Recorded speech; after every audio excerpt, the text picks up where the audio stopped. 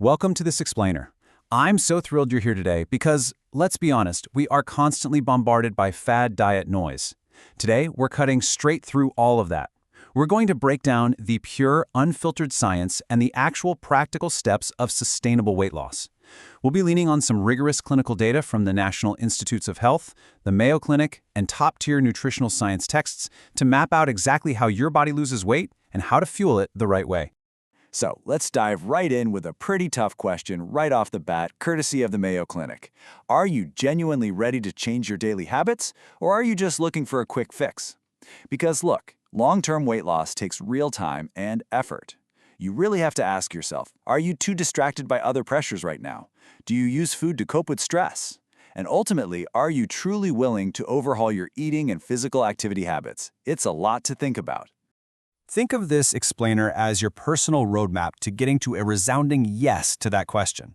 We're going from the biological math of metabolism to delicious strategies for your kitchen. We'll cover, number 1, the science of a healthy weight. Number 2, the math of weight loss. Number 3, fad versus reliable diets. Number 4, strategies for lasting success. And finally, number 5, plant-based dietary solutions.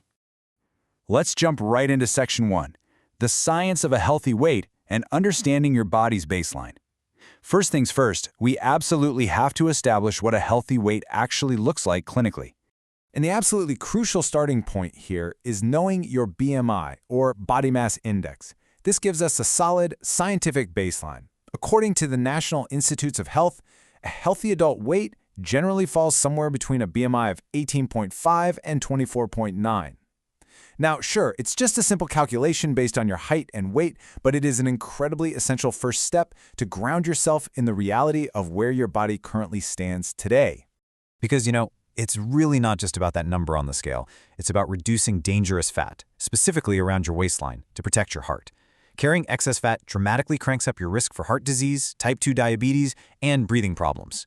To put it in perspective, for women, a waist circumference over 35 inches and for men over 40 inches triggers a massive spike in health risks. But hey, look at that last point on the list. Losing just 3 to 5% of your current weight starts lowering your blood glucose and triglycerides immediately. That is a real game changer. Okay, moving on to section 2, the math of weight loss and the true energy cost of losing weight. Let's transition from those baseline risks into the cold, hard metabolic math behind actually shedding those pounds. Now, we really need to demystify rapid weight loss. You know the feeling? When you start a diet, those first few days feel like an absolute miracle, right? But nutritionally speaking, about 70% of the weight you lose in those initial 3 days is literally just water leaving your body. Only 25% is actual fat. But here is the fascinating part. If you stick with it to day 12 or 13, the whole equation flips. By then, the weight you're shedding is 69% fat and only 19% water. Which brings us to a kind of magic number, 7,043.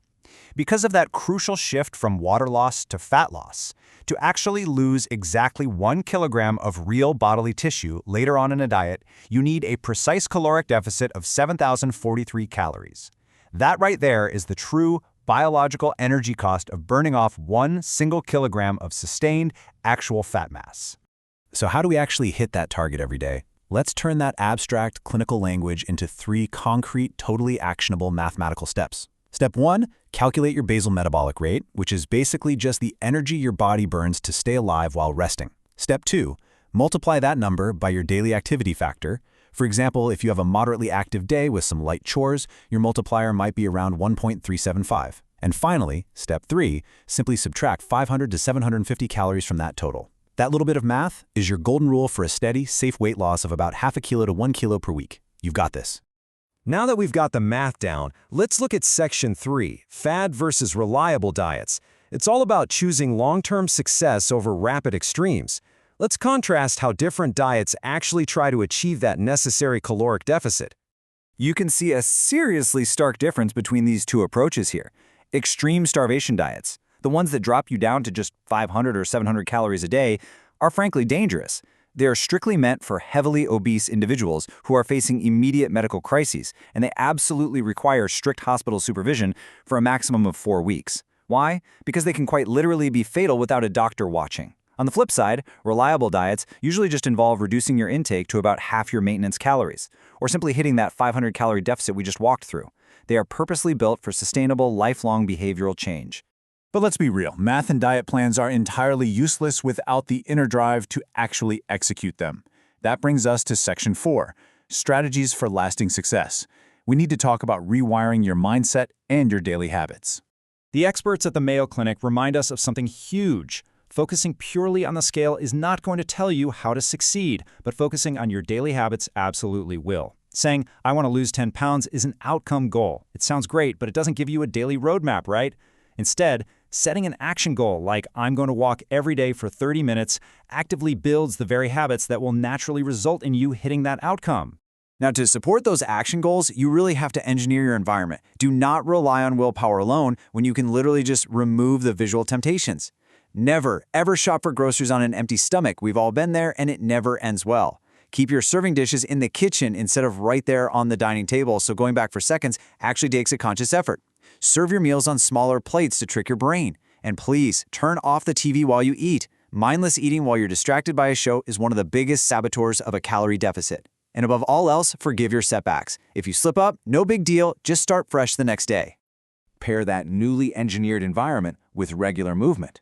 You want to aim for 30 minutes of steady aerobic exercise, like a good brisk walk, most days of the week, and ideally throw in some strength training twice a week. But even beyond formal exercise, honestly, just try to move more.